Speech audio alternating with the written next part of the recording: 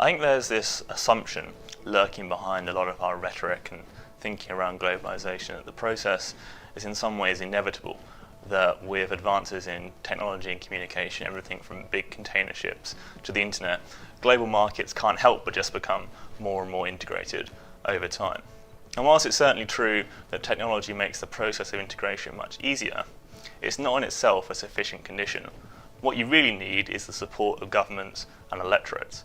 Governments can stand in the way of globalisation, or they can be open to it and advance it. And the trend for a long time was that governments were very much in favour of globalisation and economies becoming more integrated. But over the last couple of years, that's kind of reversed a bit, with a number of big elections in 2016 speaking to that trend. And I think that will continue to be a trend in 2017 with elections in France and Germany. So the question is, what does this mean for markets? Well, obviously companies that have built their business model around integrated global supply chains will face challenges, as will emerging markets that have built their growth models on exporting to the developed world. And as for the developed world itself, in the short to medium term, maybe you'll see upward pressure on prices and wages as there's less competition.